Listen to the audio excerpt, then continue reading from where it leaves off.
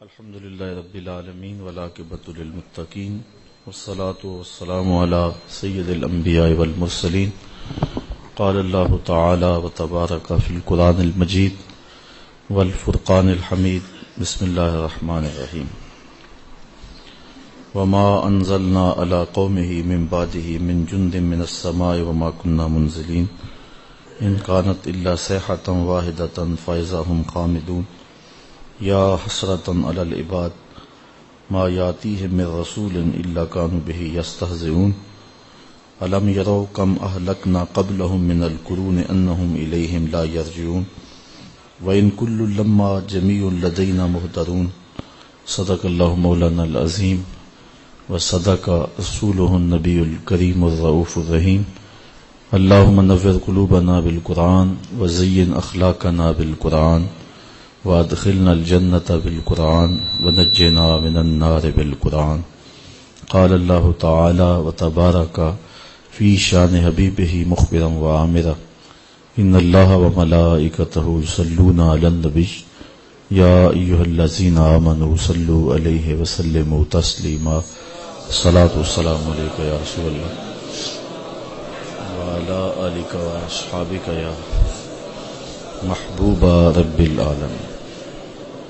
تمام حمد و ثنا، تعریف و توصیف اللہ جل مجدہ الکریم کی ذات و برکات کے لیے، رسول رحمت، شفیع معظم، نبی محتشم، حضور ختم المرتبت صلی اللہ علیہ وسلم کے حضور ناز میں اپنی عقیدتوں، ارادتوں اور محبتوں کا خراج پیش کرنے کے بعد عالی مرتبت ذی وقار علماء کرام، مہمانان محتشم، حضرات سامعین، خواتین اور مرد حضرات، بچے بوڑھے، سب کو محبت سے سلام پیش کرتا ہوں۔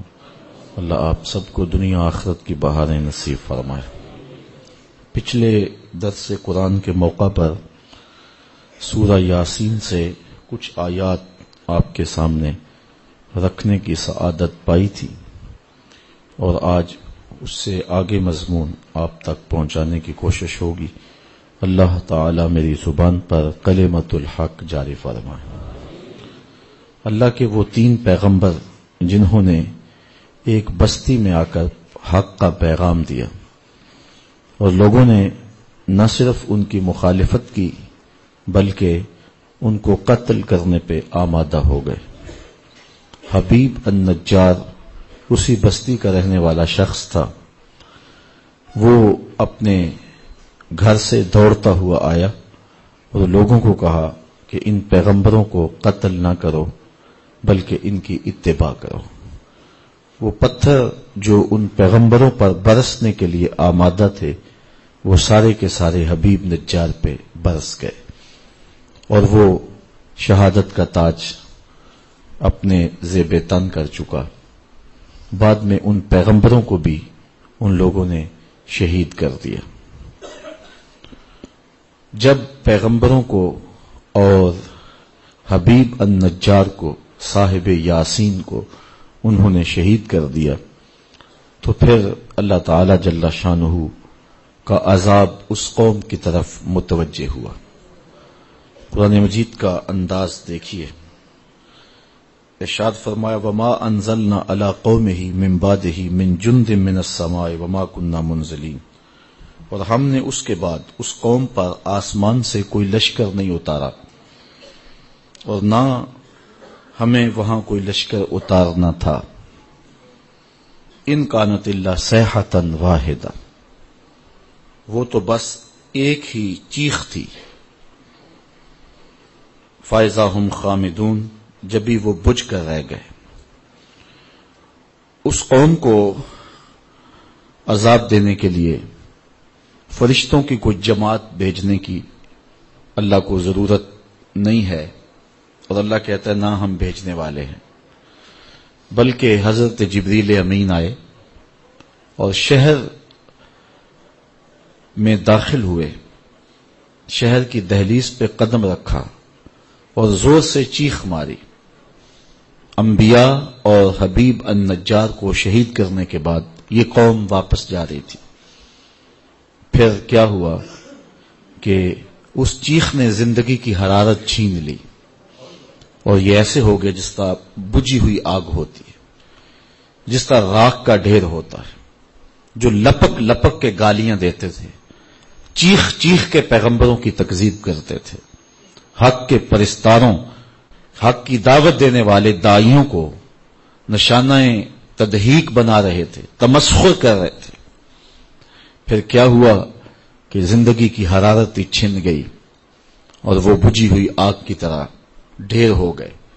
زندگی اچک لی گئی، حرارت چھین لی گئی، زندگی کا سارا جمال سلب کر لیا گیا. تو وہ گھروں کو بھی واپس نہیں پہنچے کہ راستے میں ڈھیر ہو گئے. تو اللہ فرماتا ہے کہ اس کام کے لیے، ان بدبختوں کو سزا دینے کے لیے ہم نے کوئی لشکر نہیں بھیجا، بلکہ ایک چیخ ہی ان کے لیے کافی تھی. یہاں مفسرین نے ایک سوال اٹھایا ہے، وہ یہ کہ اللہ کی عادت نہیں ہے کہ وہ کسی قوم کو سزا دینے کے لیے فرشتوں کے لشکر بھیجے.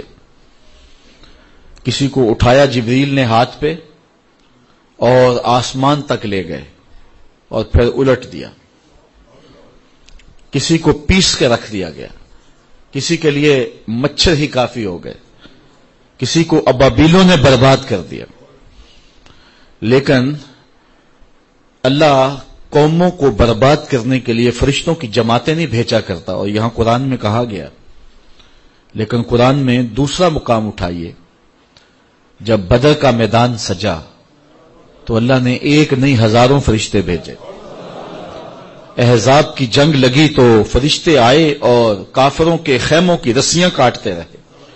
تو مفسرین یہاں سوال اٹھایا کہ رب کی عادت نہیں ہے کہ وہ فرشتوں کی جماعتوں کو بھیجے کافروں کو قتل کرنے کے لیے، کافروں کو عذاب دینے کے لیے. لیکن بدر میں کیا ہوا، غزوہ احزاب میں کیا ہوا، وہاں جماعتیں کیوں آئیں؟ تو کہا کہ وہ جو جماعتیں آئی تھی وہ محبوب کے پروٹوکول کے لیے آئی تھی، وہ محبوب کی تکریم کے لیے آئی تھی، محبوب کے اعزاز کے لیے آئی تھی. فرشتہ تو ایک ہی کافی ہوتا تھا، دنیا کو بتانا یہ تھا کائنات گھومتی ہے محمد کی زلفوں کے گرد، کائنات حضور کے گرد طواف کرتی ہے، اور یہ سارا نظام مصطفیٰ کے لیے ہے. اس لیے اللہ تعالیٰ نے خاص طور پہ وہاں فرشتوں کی جماعتیں بھیج کر کے محبوب کو اعزاز دیا، محبوب کو تکریم دی. ورنہ اللہ تعالیٰ اپنا ضابطہ بیان کرتا ہے، وَمَا أَنزَلْنَا عَلَىٰ قَوْمِهِ مِن بَعْدِهِ مِن جُندٍ مِّنَ السَّمَاءِ، آسمان سے کوئی لشکر اتارنے کی ضرورت نہیں پیش آئی ہمیں.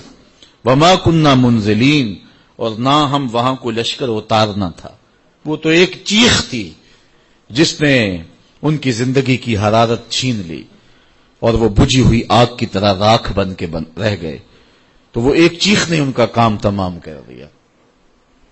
اچھا، بعض مفسرین نے اس آیت پہ ایک اور بات بھی کی ہے، اور وہ یہ کہ جب انہوں نے پیغمبروں کو شہید کر دیا، اپنے ہاتھوں سے روشنی کے چراغ بجھا دیے، حبیب النجار کو بھی شہید کر دیا. اور بدبخت قوموں کا مزاج یہ ہوتا ہے کہ جو ان کی خیر خواہی چاہیں وہ انہیں گالیاں دیتے ہیں، جو ان کی بھلائی کا پیغام لے کر کے آئیں وہ انہیں برا کہتے ہیں.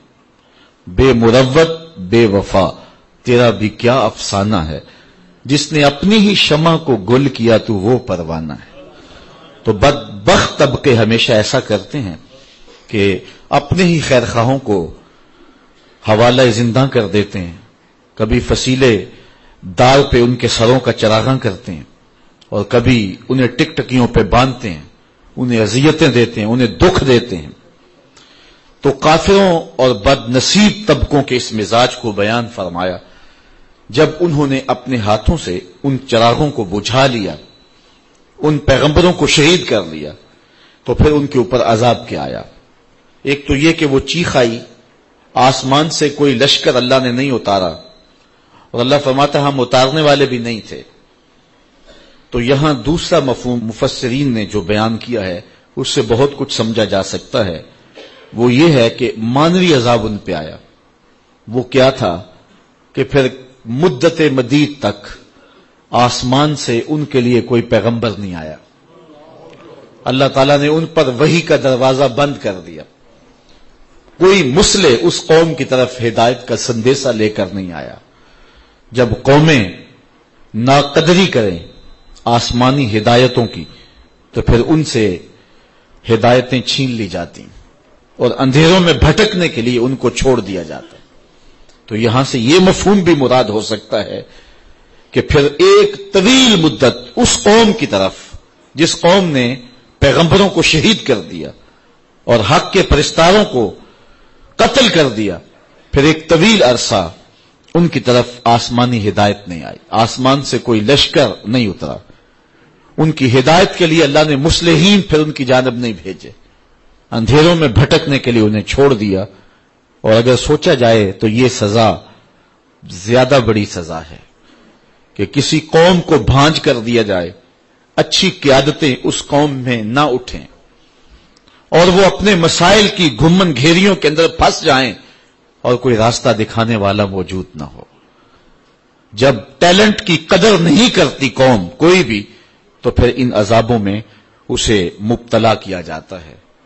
تھوڑی دیر کے لیے رک کر کے قرآن مجید کی اس آیت پہ تدبر کر لیں اور پاکستان کے عالم اسلام کے موجودہ حالات کی طرف نظر کریں تو بات سمجھ میں آتی ہے کہ ہم بھی کہیں اس پریشانی میں مبتلا تو نہیں ہیں کہ اچھے لوگ ناپید ہو گئے ہیں، صالح قیادتیں ہمارے اندر موجود نہیں رہی ہیں. جب سیاسی زعماء وائٹ ہاؤس کی چاکری سعادت مندی سمجھیں، جب علم اور دستاریں پلاٹوں کے بدلے بیچی جائیں اور جب ڈیزل کے ڈرم پہ اسلام کو فروخت کر دیا جائے اور جب آبروؤں کے سودے چند ڈالروں کے عوض کیے جائیں اور یہ قیادتوں کے لچھن ہوں تو قوموں کے لیے اس سے بڑی مصیبت اور کوئی نہیں ہو سکتی. تو جب قومیں اچھوں کی قدر نہیں کرتی تو پھر اس طرح کے لوگ مسلط کر دیے جاتے ہیں. آج ملک الیکشن کی جانب بڑھ رہا ہے اور ہم جن حالات میں ہیں امید کا چراغ بہرحال روشن رہنا چاہیے. اللہ تعالیٰ کے لیے کوئی مشکل نہیں ہے، وہ چاہے تو اٹھے سینہ صحرا سے حباب، بنجر زمینوں سے بھی پھول اگا سکتا ہے. اس بات پہ وہ قادر ہے، حالات کے پلٹتے ہوئے دیر بھی نہیں لگتی. لیکن اللہ تعالیٰ کی جو عادت ہے وہ یہ ہے کہ جب قومیں اپنے مزاج نہیں بدلتی، اپنی کرتوتیں ٹھیک نہیں کرتی تو اللہ ان پہ رحمت کی چھتڑیاں نہیں تانتا. اس وقت امیدوں کے چراغ ہم ضرور روشن رکھیں، لیکن مجھے تو حالات جس طرح اب ہیں ایسے ہی دکھائی دے رہے ہیں. حدیث میں ہے، حضرت عبداللہ ابن عباس سے مروی ہے کہ حکمرانوں کے دل اللہ کے دست قدرت میں ہیں. جب لوگ اچھے نہ رہیں تو اللہ ان کے دل لوگوں کے لیے سخت کر دیتا ہے، اور جب لوگ اچھے ہو جائیں تو اللہ ان کے دل لوگوں کے لیے نرم کر دیتا ہے. کسی نے حجاج بن یوسف سے کہا تھا کہ تو حضرت عمر کا دور حکومت دیکھا ہے، ان جیسا انداز حکمرانی کیوں اختیار نہیں کرتا؟ یہ وہ شخص ہے کہ حضرت حسن بصری نے کہا تھا کہ پچھلی امتوں کے لوگ اپنے سارے ظالم لے آئیں اور ایک پلڑے میں رکھ دیں، ہم حجاج بن یوسف کو ایک پلڑے میں رکھ دیں گے، اس کا پلڑا پھر بھی بھاری ہوگا. 70,000 شخص اس نے اپنے ہاتھ سے کاٹے ہیں، 90,000 لوگ اس کے حکم سے قتل ہوئے. تو کسی نے اسے کہا، جرأت کر دی، کہا کہ تو نے حضرت عمر کا زمانہ دیکھا ہے تو تو ان جیسا انداز حکمرانی کیوں نہیں کرتا؟ تو اس نے جواباً کہا تھا، تبازروا اتعمر لکم، تم ابو ذر غفاری جیسی رعایا بن جاؤ، میں عمر جیسا حکمران بن جاتا ہوں. مجھے کسی نے کہا کہ جاتے جاتے اتنے ارب روپے یہ لوگ جو ہیں وہ آخری دن لے گئے، حقیقت کیا ہے میری بحث اس پہ نہیں ہے، لیکن میں نے اس کا جواب یہ دیا کہ صاحب وہ تو اربوں روپے لے کے جا سکتے تھے، لے گئے، ہم اور کچھ نہیں کرتے تو جاتے ہوئے مسجد سے جوتا اٹھا کے لے جاتے. جو ہم کر سکتے ہیں وہ ہم کر رہے ہیں، اور جو وہ کر سکتے تھے وہ کر رہے ہیں. میں نے اپنی قبر میں جانا ہے، اپنا حساب دینا ہے، آپ نے اپنی قبر میں جانا ہے، اپنا حساب دینا ہے. قوم کو اجتماعی روشنی دینے کے لیے کوشاں بھی ہونا چاہیے، لیکن ہمیشہ خیر کا آغاز اپنی ذات اور اپنے گھر سے ہوتا ہے۔ میں اور آپ دیکھیں کہ ہم کہاں کھڑے ہیں۔ آج پوری دنیا کے اوپر ہمیں ایک سوال کا سامنا کرنا پڑتا ہے۔ لوگ ہمیں پوچھتے ہیں تمہارا عالمی قائد کون ہے؟ تو 72-73 فرقوں میں بٹی ہوئی امت کس شخص پہ انگلی رکھے کہ یہ ہمارا متفقہ قائد ہے؟ آج بٹی ہوئی یہودیت اور بٹی ہوئی عیسائیت بھی اپنا ایک مشترکہ قائد رکھتی ہے۔ آج پوپ کی بات حرف آخر ہے، لیکن ایک حرم رکھنے والے، ایک قرآن رکھنے والے، ایک رسول رکھنے والے آج کوئی ایسا شخص نہیں بتا سکتے کہ جس پہ امت متفق ہو۔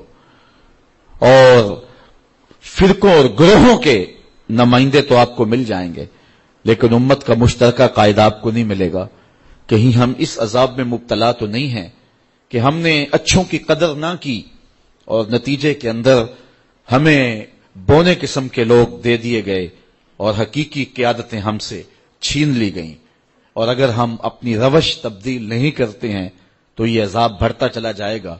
نہ جانے کیا کیا مصیبتیں ہوں گی جو ہمیں دیکھنا پڑیں گی اور کن کن راہوں سے ہمیں گزرنا پڑے گا۔ جب قوموں کے یہ مزاج ہوتے ہیں تو پھر اللہ کا جو قانون ہے وہ حرکت میں ضرور آتا ہے۔ تو اس قوم نے ان پیغمبروں کی تصدیق نہیں کی، ان کے دست و بازو نہیں بنے، ان کے ساتھ نہیں چلے۔ پھر کیا ہوا؟ اللہ فرماتا ہے ہم نے آسمان سے کوئی لشکر نہیں اتارا اور نہ ہم اتارنے والے تھے، بلکہ وہ ایک چیخ تھی جس چیخ نے انہیں پیس کے رکھ دیا اور وہ بجھی ہوئی آگ کی طرح ہو گئے۔ یا حسرتن علی العباد، اور کہا گیا ہائے افسوس ان بندوں پر، ہائے افسوس ان بندوں پر، ما یاتیہم من رسول الا کانوا بہ یستہزئون، جب ان کے پاس کوئی رسول آتا ہے تو یہ اس کا مذاق ہی اڑاتے ہیں، یہ اس کا ٹھٹھا ہی کرتے ہیں۔ یا حسرتن علی العباد، یہ قول کس کا ہے؟ قرآن مجید نے جو یہ قول بیان کیا ہے، یہ قول کس نے کہا؟ تو ایک بات تو یہ کہ ماحول ہی بتا رہا تھا کہ جب پیغمبروں کو شہید کر لیا، حبیب نجار کو قتل کر دیا، اپنے ہاتھوں زندگیوں کے گلے گھونٹ دیے، خود اپنے منہ سے وہ چراغ جن کی روشنی میں کچھ سجھائی دے سکتا تھا خود بجھا بیٹھے، تو پھر اس شہر کی اینٹ اینٹ بولنے لگی یا حسرتن علی العباد، افسوس ہے ان بندوں پر کہ جن سے روشنی لینی تھی ان چراغوں کو ہی بجھا دیا۔ اس ماحول کا ذرہ ذرہ بول رہا تھا یا حسرتن علی العباد، بندوں پر کتنا افسوس ہے کہ وہ ہدایت کے چراغ خود بجھا رہے ہیں۔ اس شہر کی دیواروں در سے آواز آ رہی تھی یا حسرتن علی العباد، ہائے افسوس ان بندوں پر کہ انہوں نے چراغ زندگی خود ہی بجھا دیے۔ ایک قول یہ ہے کہ اس کے قائل فرشتے ہیں کہ جب پیغمبروں کو شہید کر دیا، حضرت حبیب النجار کو شہید کر دیا، اور نہ صرف شہید کیا، ان کے بدن کی بوٹیاں نوچیں، آپ سن چکے ہیں، سر پہ آرا رکھ کے پاؤں تک چیر دیا، اور کس طرح اذیتوں سے دو چار کیا، پتھر برسائے، گڑا کھود کے اس میں ڈال کر کے اوپر سے مٹیاں ڈھیل دی۔ تو پھر فرشتوں نے آ کے کہا یا حسرتن علی العباد، افسوس ان بندوں پر۔ ایک قول یہ ہے کہ پیغمبروں نے کہا کہ افسوس بندوں پر کہ ہم ان کی ہدایت کے لیے آئے اور یہ ہمیں الٹا جو ہے وہ پتھر مار رہے ہیں۔ ایک قول یہ ہے کہ خود رب اس کا قائل ہے، کہ رب ہی کہہ رہا ہے، یہ حکایت نہیں کی جا رہی، یہ رب کا فرمان ہے، اس کا قائل خود رب ہے کہ افسوس بندوں پر کہ جب میں رسول بھیجتا ہوں ان کی ہدایت کے لیے تو یہ خود ان چراغوں کو بجھانے کے درپے ہو جاتے ہیں۔ اچھا، ایک قول یہ ہے کہ اس کے قائل خود کافر، یا حسرتن علی العباد کے جو قائل ہیں وہ خود کافر ہیں، اور عباد سے مراد وہ رسول ہیں، یعنی کافروں نے کہا۔ پھر مفہوم تھوڑا سا اس کا اور ہو جائے گا کہ ان پیغمبروں کو جب شہید کر لیا تو پیغمبروں کی شہادت کوئی معمولی واقعہ تو نہیں تھا۔ پھر ضمیر ٹھوکریں مارنے لگا، اندر اداس ہو گئے، روحیں اجڑ گئیں. جب چراغ روشن تھے اس وقت تو پتھر مار رہے تھے، لیکن جب پتھر مار کے چراغ توڑ دیے اب اندھیرا پھیلا، اب اپنا ہاتھ بھی سجھائی نہیں دے رہا تھا. تو اب کافر خود ہی افسوس کرنے لگے، ہائے کیا ظلم کر بیٹھے، نور کے ان مجسموں کو توڑ دیا، ہم نے چراغ زندگی بجھا دیے، جن کے وجود سے خوشبوئیں پھوٹتی تھیں ہم نے ان وجود سے اپنے آپ کو دور کر لیا. اب وہ خود ہی حسرت کر رہے ہیں، یا حسرتن علی العباد، ہائے افسوس کہ ہم نے کیا کر لیا. چونکہ ظالم ظلم کرنے کے بعد بھی جو ہے وہ مطمئن نہیں ہو سکتا ہے، اور جو مظلوم ہے وہ ظلم سہنے کے بعد بھی قرار میں رہتا ہے. اس بات کو سمجھنے کے لیے ایک معمولی سا مختصر سا شعر ہے، اور تھوڑے لفظوں میں سہل ممتنع ہے لیکن بڑا خوبصورت کسی نے کہہ دیا کہ لوٹ کر بھی کوئی بے چین رہا، لوٹ کر بھی کوئی بے چین رہا، اور لٹ کے بھی چین سے سویا کوئی. لوٹ کر بھی کوئی بے چین رہا، لٹ کے بھی چین سے سویا کوئی. یہ لٹے ہوئے تو جنت کے باغوں میں سیر کر رہے ہیں، جن کی ہڈیاں توڑی جا رہی ہیں حوریں ان کی ناز برداریاں کر رہی ہیں، اور یہ پتھر مارنے والے اب اداس پھر رہے ہیں، اب اندھیرے میں ٹھوکریں کھا رہے ہیں. اب یہ کہہ رہے ہیں یا حسرتن علی العباد. اور پھر جب اللہ کے عذاب کی بجلیاں گرجتی دکھائی دی تو اب پریشان ہو گئے کہ ہائے انہی لوگوں کے قدموں سے چمٹ کے پناہ مانگ لیتے، اب ہم نے وہ چراغ بھی بجھا لیے، اب ان کڑکتی بجلیوں سے کون بچائے گا، عذاب الہی سے کون محفوظ کرے گا. جنہوں نے محفوظ کرنا تھا، جو پناہ گاہیں تھی، ہم نے وہ پناہ گاہیں ہی توڑ دی.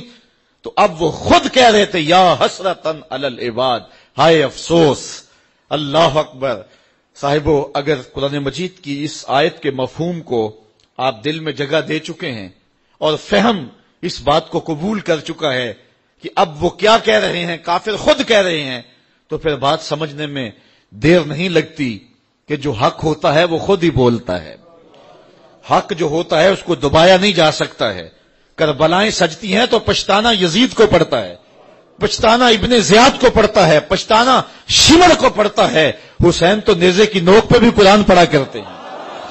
اس لیے کافر کہہ رہے ہیں یا حسرتن علی العباد. اچھا، بات تلخ نہ ہو، بات کڑوی نہ ہو تو میں ایک بات کہوں کہ جو باصلاحیت لوگ ہوتے ہیں اور حق کی راہوں کے مسافر ہوتے ہیں، انہیں اپنے قد کو بڑھانے کے لیے بھانڈ قسم کے لوگ ساتھ نہیں رکھنے پڑتے، ان کو اپنے مزارات کے نقشے نہیں دے کے جانے پڑتے کہ اس طرح کا دربار بنوانا میرا تاکہ لوگوں کا آنا جانا رہے. ان کے جھنڈے رب خود ہی لگاتا ہے، اور ان کے اٹھ جانے کے بعد ماحول کے اندر ایسی اداسی ہوتی ہے کہ جو دشمن وہ بھی ہاتھ مار رہے ہوتے ہیں کہ یہ چراغ بجھ گیا، یہ زندگی کا اجالا ہم سے چھن گیا. تو یا حسرتن علی العباد کے مفہوم کو اگر آپ سمجھیں تو حق کی جو بلندی ہے اور سر بلندی ہے وہ سمجھ میں آتی ہے. ما یاتیہم من رسول الا کانوا بہ یستہزئون. اللہ فرماتا جب بھی ان کے پاس کوئی رسول آتا ہے تو ان کا مزاج یہ ہے کہ یہ ہمیشہ ٹھٹھا ہی کرتے ہیں، مذاق ہی کرتے ہیں. اب دین کی راہوں پہ چلنے والوں کے لیے اس آیت میں بہت کچھ ہے. کوئی یہ سمجھے کہ آتے ہوئے بھی پھول اور جاتے ہوئے بھی پھول. صاحب نہیں، یہ تو کانٹوں کی سیج ہے. یہاں تو مقاومتیں بھی ہوں گی، مخالفتیں بھی ہوں گی، اذیتیں بھی ہوں گی، دکھ بھی ہوں گے، تان و تشنیع کے برستے تیر بھی ہوں گے، لوگ گالیاں بھی دیں گے. جب پیغمبروں کو بھی لوگوں نے گالیاں دی، اللہ کا کوئی پیغمبر ایسا نہیں آیا کہ جس نے آ کے پیغام حق دیا ہو اور لوگوں نے مخالفت نہ کی ہو. چونکہ جس کے مفادات پہ زد پڑے گی وہ مخالفت تو کرے گا، وہ مقاومت تو اٹھائے گا، وہ تانے تو دے گا، وہ ماحول سازی مخالفت میں تو کرے گا، وہ اپنی بدتمیزیوں کا اظہار کسی نہ کسی طریقے سے تو کرے گا. تو صاحب جب پیغمبروں کو بھی لوگوں نے معاف نہیں کیا ہے، جب پاک باز ہستیوں کو جو وحی کے اجالے لے کر کے آئے ان کو بھی گالیاں لوگوں نے دی ہے، تو آج اگر مبلغ راہ حق میں تکلیف سہتا ہے تو اسے ازردہ نہیں ہونا چاہیے، بلکہ اس بات پہ خوش ہونا چاہیے کہ میں بھی پیغمبروں کی سنت ادا کر رہا ہوں. مجھے بڑی اچھی بات آج بڑی دیر کے بعد یاد آئی. ایک زمانہ تھا جب درس قرآن کا نیا آغاز ہوا تو لوگوں کا رجحان ہوا، تو ہماری بستی کی حالت تو خستہ ہی تھی، لیکن کچھ لوگ جب راغب ہوئے تو ایک صاحب نے ایک شوشہ چھوڑا اور اس نے کہا کہ اس شخص کے پاس جادو ہے اور جو جادو کر کے لوگوں کو اپنے قریب کر لیتا ہے. تو میرے ایک دوست تھے پیر بھائی، تو وہ بڑے ازردہ سے ہو گئے. اب تو برداشت کی سکت سب میں ہے، چونکہ روز جو ہو رہا ہے ہمارے خلاف، تو اب تو عادت بنتی جا رہی ہے، لیکن اس زمانے میں بڑا مشکل تھا. تو اس نے کہا جی فلاں نے آپ کو جادوگر کہا ہے. تو میں نے کہا اچھا، حضور کی یہ سنت بھی ادا ہوگی، چونکہ حضور کو بھی جادوگر کہا گیا تھا. میرے ایک استاد ہیں، وہ مجھے ایک دن آ کے کہنے لگے کہ کچھ لوگ کہتے ہیں کہ رضا ثاقب کے پاس تسخیر قلوب کا وظیفہ ہے، اور وہ صبح فجر کے وقت جب سورج چڑھا ہوا ہوتا ہے تو سورج کی جانب منہ کر کے پڑتا ہے، اور اس کے والد صاحب نے اسے بتایا ہوا ہے. تو اتنے لوگوں کا جو ہجوم ہے اس کے پاس، یہ اس وظیفے کی وجہ سے ہے. تو میں نے کہا استاد جی اگر آپ اجازت دیں تو اس مرتبہ مصطفی اجتماع میں وہ وظیفہ بتا ہی نہ دوں سب کو. تو میں نے ان کو کہا کہ میں اس مرتبہ بتاؤں گا. تو خیر مصطفی اجتماع کے اوپر جو کیفیت تھی تو بات ادھر نہ آ سکی اور میں وہ وظیفہ نہیں بتا سکا. تو چلو آج میں بتا دیتا ہوں. وہ وظیفہ یہ ہے کہ جس نے یہ بتایا ہے کہ فجر کے بعد پڑھتے ہیں، اس کو مغالطہ لگ گیا، میں فجر کے بعد نہیں پڑھتا. وہ وظیفہ شروع ہوتا ہے ظہر کے وقت اور ختم ہوتا ہے جا کے رات 2 بجے، اور وہ ایک جگہ بیٹھ کے نہیں پڑھنا پڑتا. وہ کبھی گجرانوالا، کبھی سیالکوٹ، کبھی راول پنڈی، کبھی ساہیوال، کبھی ہڑپے، کبھی کراچی، کبھی بیرون ملک، کبھی مسجد میں، کبھی ہال میں، کبھی گلی میں، کبھی بازار میں. اور وظیفہ پڑھنے کے بعد بس چپکے سے گھر لوٹ جاؤ. پھر کن انکھیوں سے نہ دیکھو کہ پیچھے کوئی خدمت کرنے والا آ رہا ہے یا نہیں آ رہا، اور پھر چپکے سے گھر چلے جاؤ، آرام سے سو جاؤ. 6 ماہ وظیفہ کر کے دیکھ لو، زمانہ تمہارے قدم بھی چومے گا. تو یہ آسان سا وظیفہ ہے، اسے کرو، محنت کرو. یہ ہے تسخیر قلوب کا وظیفہ. تو حق کی راہوں پہ چلو گے تو لوگ کیا کچھ نہیں کہیں گے، گالیاں بھی ہوں گی، بلکہ اب تو گالی سے بات گولی تک جا پہنچی ہے. پہلے لوگ اپنے نظریے کو منوانے کے لیے دلائل دیتے تھے، پھر ممبر و محراب سے گالیاں شروع ہو گئیں، اور اب تو بات گولی تک پہنچی ہے، خود کش دھماکے تک پہنچ گئی ہے. میرے نظریے کو نہیں مانتے، میری فکر کو نہیں مانتے تو میں خود کش دھماکے سے اڑا کے رکھ دوں گا تمہیں. عجیب رنگ ڈھنگ ہو گئے، عجیب صورتیں ہو گئی. تو ظاہر ہے جس کے مفاد پہ زد پڑے گی وہ مخالفت کرے گا. وہ کیا کسی نے کہا تھا کہ لوگ تو فنکار ہیں اس درجہ کے پل بھر میں، سنگے در کعبہ سے بھی اسنام تراشے. تم کون ہو اور کیا ہے داغ کبابی، لوگوں نے تو مریم پہ بھی الزام تراشے. لوگوں نے تو پیغمبروں پہ، پیغمبر زادیوں پہ، پیغمبر زادوں پہ اور پیغمبروں کے باپوں پر بھی تان و تشنیع کے تیر برسائے.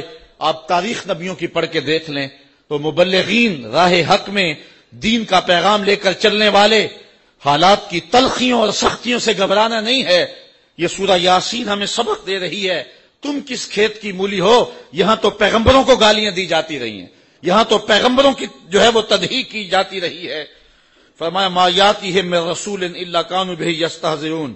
جب بھی ان کے پاس کوئی رسول آتا ہے تو اس کا ٹھٹھا ہی کرتے ہیں، اس کو مذاق ہی کرتے ہیں، اور اس کو جو ہے وہ تان و تشنیع کے تیر اس پہ برساتے ہیں.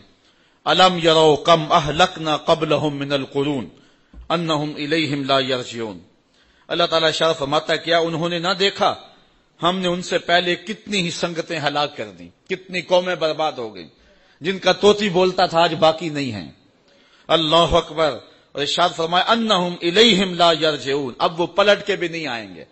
فرعون گیا تو اب کسی ملک پہ فرعون کے بیٹوں کی حکومت نہیں ہے، فرعون بھی پلٹ کے نہیں آیا. خاقان گئے تو آج خاقان نظر نہیں آتے.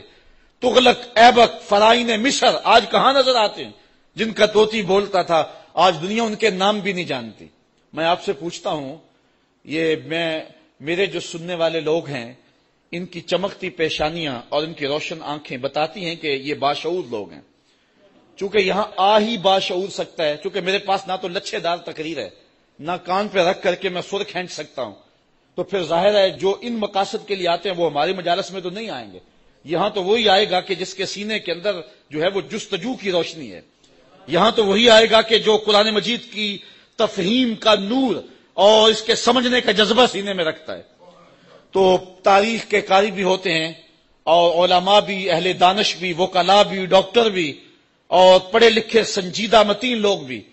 لیکن اس کے باوجود میں اتنے اس مجمع میں جو کہ انتہائی سنجیدہ اور متین اور سمجھدار طبقہ ہے، اگر میں آپ سے پوچھوں کہ جب حضور تشریف لائے تھے تو اس زمانے میں جس شخص کا طوطی بولتا تھا، سلطنت روم کا شہنشاہ، اس دور کا اوباما کہہ لیں، اس کا نام کیا تھا؟ تو کوئی تاریخ کا تازہ مطالعہ رکھتا ہو تو شاید وہ نام بتا دے، لیکن باقیوں کو اس کا نام یاد نہیں ہوگا. حالانکہ اس دور کا سپرمین، اس دور کا اوباما. اچھا اس دور کے کسرا کا نام بتا دیں، اس دور کے ٹونی بلیر کا نام بتا دیں تو شاید یہ بھی نام کوئی نہ بتا سکے. یار وہ جن کا طوطی بولتا تھا ان کے نام بھی یاد نہیں ہیں. اور آؤ کسی بچے سے بھی پوچھ لیں کہ حضور کے مؤذن کا نام کیا تھا، تو وہ سر اٹھا کے کہے گا کہ بلال حبشی. تو پھر حق ہی غالب ہوتا ہے اور حق کے ہی پھریرے اور حق کے ہی اجالے ہوتے ہیں. اللہ فرماتا ہے وہ گئے، وہ جو جانے والے ہیں وہ تو پلٹ کے نہیں آئے ہیں. اللہ فرماتا ہے وہ کبھی نہیں آئیں گے. انہم الیہم لا یرجعون. وہ شہنشاہ، وہ کج کلا جن کے طوطی بولتے تھے، آج ان کا نام بھی باقی نہیں ہے. لیکن کسی بھی ممبر اور کسی بھی محراب سے کان لگا کے سنو، محمد کے بلال کا نام بھی باقی ہوگا. تو فرمایا کہ الم یرو کم اہلکنا قبلہم من القرون. دیکھو کہ ہم نے کتنی بستیاں برباد کر دی، کتنی سنگتیں تباہ کر دی. یہ بڑے بڑے محل آج کھنڈرات بنے ہوئے دکھائی دیتے ہیں یا نہیں دیتے؟